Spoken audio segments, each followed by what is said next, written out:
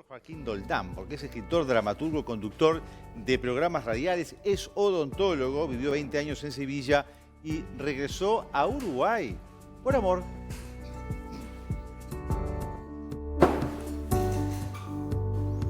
Ya tiene nueva familia, todo, así Qué que buena está presentación. chocho.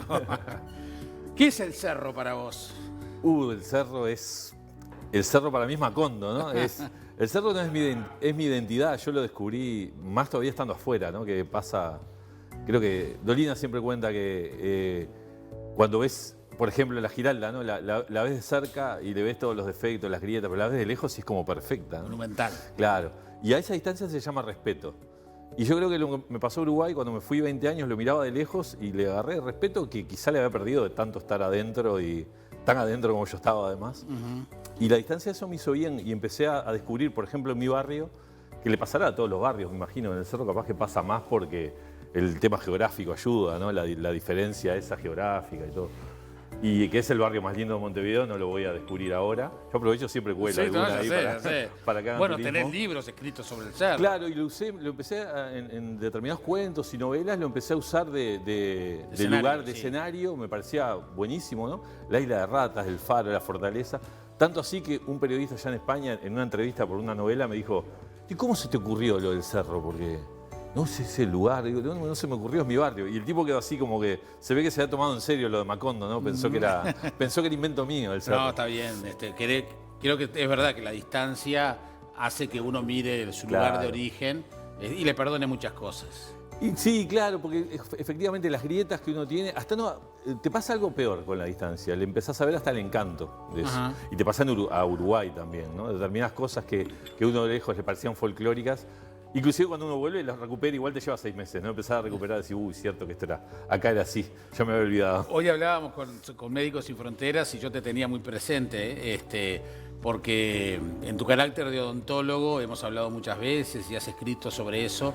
Sos un odontólogo social que se instaló en el Sahara Claro. a atender, Sí. ¿no? Sí, aparte fue bastante mágico porque a mí me pasó que yo acá doy clases en odontología social, que es una asignatura que, bueno, trabaja un poco el tema de salud colectiva, ¿no? Que es algo igual más complejo que trabajar en comunidades, pero el mecanismo de empezar a trabajar no de forma individual, sino en colectivos, allá en España me vino muy bien, primero académicamente, ¿no? Empecé a dar clases sobre esos temas y eso. Y cuando vinieron a pedirnos para trabajar en África, enseguida toda la Facultad de Odontología de Sevilla me dijo, tenemos un uruguayo que se encarga de eso. Y empecé a viajar a Senegal fundamentalmente al principio y después a los campamentos saharauis. Te voy a decir una obviedad, pero uno siempre con los años te das cuenta más. Es más lo que obtenés vos que lo que lográs instalar ahí, ¿no? Que lógicamente es muy poco lo que Está bien, lográs. pero ¿no? es lo que hablábamos con la gente de Médicos Sin Fronteras. No estás mentalizado para instalarte en el desierto X cantidad de tiempo a atender Claro, pacientes. yo de hecho íbamos tramos cortos, sobre todo al desierto, porque como un campamento de refugiados, claro, le tomás el agua, te hacen claro, comida occidental, terminás siendo Un problema. ahí. Entonces tenés periodos cortos y lo que hicimos, lo más valioso que hicimos en Dakhla, que era fundamentalmente donde íbamos, es instalar una escuela para higienistas. Entonces logramos como que hay un ciclo de formación que como yo llegué, yo estaba muy preocupado por lo que íbamos a hacer hasta que un amigo saharaui me dice, bien, Joaquín, no te preocupes, digo, antes de que vos vinieras, las muelas nos las sacaba mi abuela con un cuchillo caliente, así que peor no lo podés hacer, me dice. Entonces, bueno, empezamos, pero más allá de lo asistencialista, la idea era lograr un impacto a futuro, ¿no? Y hicimos una escuela de higienistas que sigue hasta el día de hoy. Mirá qué bueno. Yo quiero tratar de abarcar la cantidad de cosas que haces en el tiempo que tenemos para contarle a la gente. Podremos conversar 1000 veces sobre todos estos asuntos.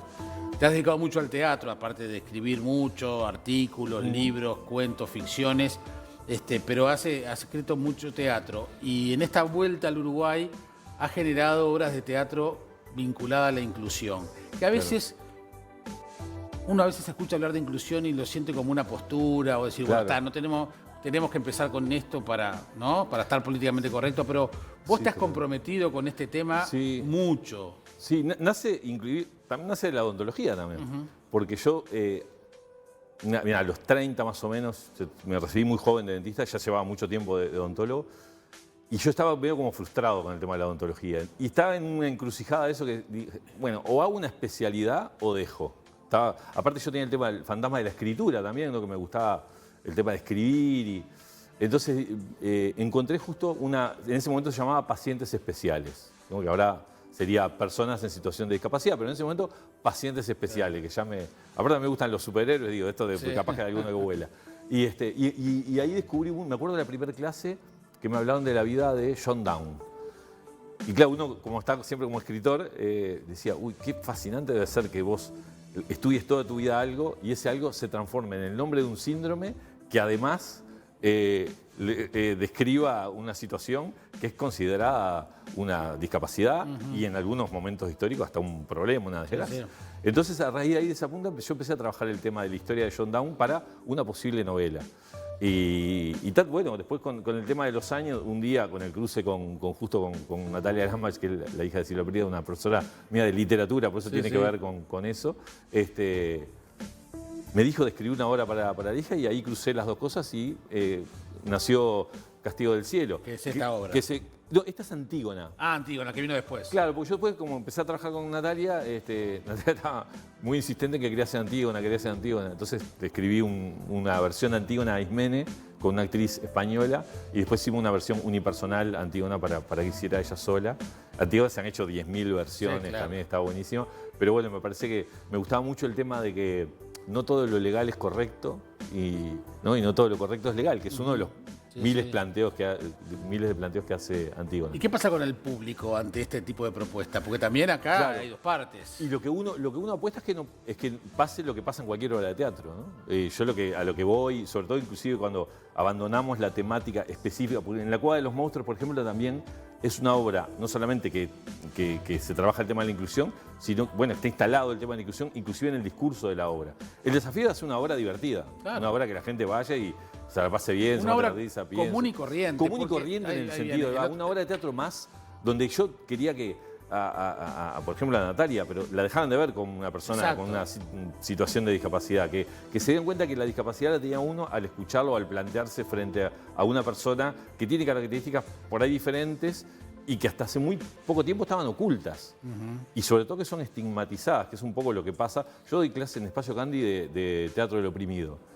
Y lo que trabajamos desde la perspectiva del teatro del oprimido, justamente por eso, porque esta es la versión española, porque en España se hizo un Castigo del Cielo que es muy curioso, lo divino del teatro, ¿no? Es la misma obra, el mismo texto exacto, pero en manos de otro director que la llevó para el circo, para el clown, y es una maravilla. Y lo hizo una compañía que se llama Danza Móvil, que allá ganó todos los premios que te puedas imaginar, la ganó la gente de Danza Móvil, es espectacular lo que pasa. En Teatro del Oprimido lo que hacemos es, entre todos elegimos un tema con el cual ellos sientan opresión social. Y se hace una obra de teatro con ese tema. Y después se invita al público a que ocupe el espacio, que ocupen el lugar de uno de los protagonistas, a ver qué harían diferente. Entonces tiene mucho de improvisación, está buenísimo. Y cuando nos juntamos con la gente de Candy a establecer el listado de las situaciones por las que ellos se sienten oprimidos, no me da el pizarrón. Son tantas las situaciones, las personas en situación de discapacidad, claro. Son... Para empezar, a veces ir al cine, ¿no? Porque uno cuando habla de accesibilidad, enseguida piensa en la accesibilidad de los hospitales, ¿no? Porque se asocia a discapacidad a enfermedad y no se da cuenta que de repente, bueno, querrán ir al teatro algún día, ¿no? Hay estadios, lamentablemente el Trócoli es un ejemplo, donde no hay una accesibilidad adecuada para ir con una silla de ruedas, por ejemplo. Entonces, las relaciones amorosas, ¿no? La infantilización que sufren, que uno ve a una persona con discapacidad y le habla como si fuera, no le habla o más despacito, o si es sorda le grita, ¿no? Sí. Ese tipo de cosas que uno empieza a hacer por desconocimiento. El otro día veía un aviso, un flyer de la Fundación Iturria que hacía una exposición, son mujeres artistas, y entonces tachaba el mujeres. Es decir, es una exposición porque claro, son artistas. Son artistas. No por la condición de mujer, claro. Esta exposición es distinta. Socialmente hay como una etapa en que es medio como inevitable el tema de tener que marcar, la por ejemplo, claro, por ejemplo, el teatro de inclusión, ¿no? A veces es como inevitable el hecho de decir, mirá, este teatro tiene como una cosa diferente por este lado. El objetivo es que desaparezca y que sea tan común como le pasa mi hijo iba a una escuela cuando iba a la escuela pública en España, siempre nombraba una compañerita y un día cuando fui a imitar, la compañerita tenía una discapacidad como muy severa, ¿no? Muy severa. Y claro, yo lo primero que le iba, mi hijo tenía 10 años, le decían, no me dijiste, le iba a decir. Y él, claro, me miraba como diciendo, ¿qué querés que te diga? No entiendo qué era lo que... Claro, ¿no? Él no veía lo que veíamos nosotros con todas nuestras barreras, ¿no? Sí, hablando con, siempre Martín Fallet bromea con el Vaya Vaya, dijo la tortuga, Sí. el famoso aviso de la Fundación Braille. Sí. Bueno, Se ve un poco la edad de eso, ese niño que es un gran, que hoy es un adulto y es un experto en sonidos, sonido de pájaros, y está trabajando en Colombia. Ah, mirá, qué bueno. No, es impresionante lo que hizo. Juan Pablo Culazo.